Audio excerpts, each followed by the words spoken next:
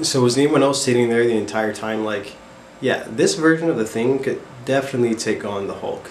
I would pay to see that. Call me when that happens.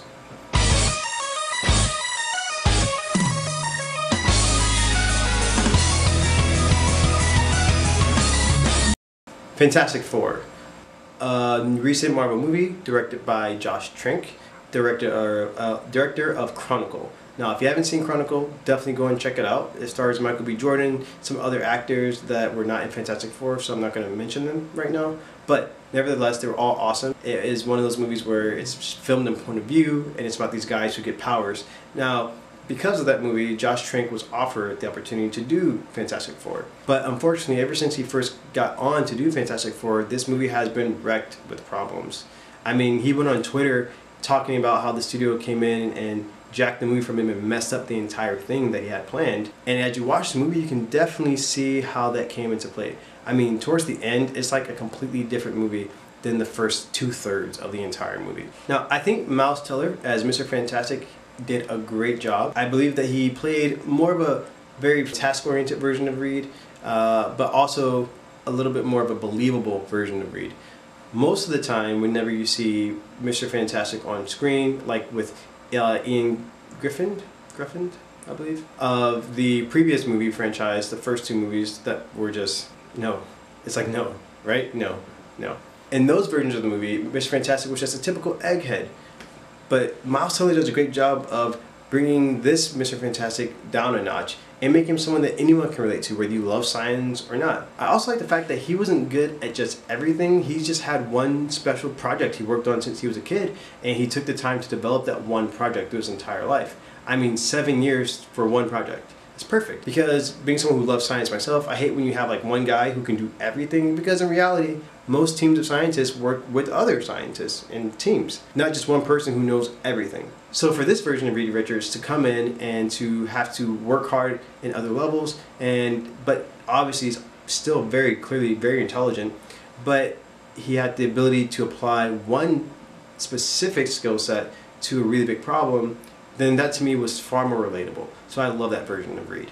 Now, Jamie Bell playing the Thing, I think to me was probably the highlight of the entire movie. Jamie Bell took the ability to personify this version of the Thing who was animated, motion capture, and bring him to life. Now, he was huge, he was intimidating, he was visible, but the movie did do a bad job of developing his character towards the end. The ball just dropped on him. I mean, we start off with this kid who's from Brooklyn who doesn't have anything and lives at a garbage dump with his family who's very abusive. And we switch off to this guy who becomes this colossal rock monster and works for the military. And then that's it. I mean, they literally do nothing to develop his character after that. Which is really unfortunate, because this version of the Thing probably had the most to offer. I mean, I was sitting there in pain for the guy when he was screaming out, locked in the lab. All I could think about was, man, what if that was my brother or my best friend? But they did nothing to actually develop that story, which is very unfortunate. But he still looked great, and they did a great job of making him look physically intimidating, on par, in my opinion, with the Hulk. I mean, I would really, really love to see that fight. I mean, if they did nothing else but like said, okay, let's just put the Thing and the Avengers and make them fight, then honestly, I would pay for that at least 4 times the same day. The Invisible Woman, she was good, kind of, sort of. I mean, Kate Mara did a good job of making her seem believable, but that was it. I mean, she had absolutely nothing to really do, in my opinion, and her character just kind of fell flat. But more than anything, the biggest problem with her for me was that she seemed really sad all the time. I mean, I was really waiting for her to tell some kind of really traumatic backstory explaining why she was adopted to begin with, which is another thing. They never explain why she got adopted. I mean, we know she got adopted, but we don't know why she got adopted. I mean, was she just some foster kid and then they came and picked her up and brought her into the family? Or is she someone that was traumatized growing up and then they brought her into the family? Because she seems like she has some issues, some inner demons that she needs to kind of talk about. So yeah, but beyond that, nothing much to say about the Invisible Woman. She was just kind of there, but you couldn't see her all the time. See what I did there? Now, Michael B. Jordan's version of the Human Torch was actually pretty good too. I mean, I know there's a lot of controversy surrounding him being cast, like why did they make him black when he's white on the pages? But nevertheless, I mean, I think he did a great job bringing the characters to life. The only problem is that there wasn't really much for him to do either. I mean, he was in trouble, and then like 20 minutes into the movie, he becomes a part of the team to help work on a big project. But then after that, he just works for the military. And just like The Thing, there's nothing else for him to do after that. Now, I must say, the one thing I did like is that they made him far more intelligent than in the previous versions of Fantastic Four. I mean, the other movie, he worked for NASA, and he was a pilot or something.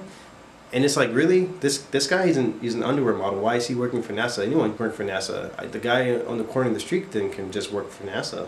But this version of Human Torch was actually very intelligent. I mean, I think he said something like, "I'm really good at building stuff." And that was it. But then he actually built stuff, and I believe that he was very intelligent. So for nothing else, then they did a good job of elevating that character closer to somewhere between Reed and Sue. So that brings me to Doctor Doom. Now, when the first came out with the news that he was going to be some kind of internet slouch guy, I mean, I was very disappointed in that.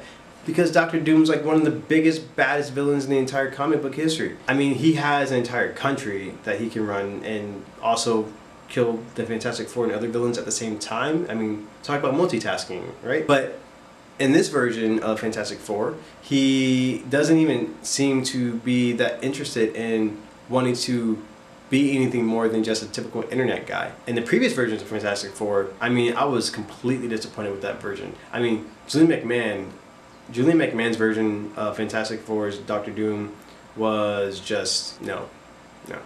But at least with this version, we saw this guy who's very intelligent, even though he didn't seem particularly charismatic or like he cared about anything other than typing or lounging or being on the computer. As he came to the Baxter Building, then he actually stepped out like a boss. I mean, that's when he cleaned up a little bit, and I saw him like, man, maybe this guy means business, possibly. But as the story progresses and we see him bond with Reed and Johnny, then I'm like, man, not only is this guy like a boss, but he's kind of empathetic here.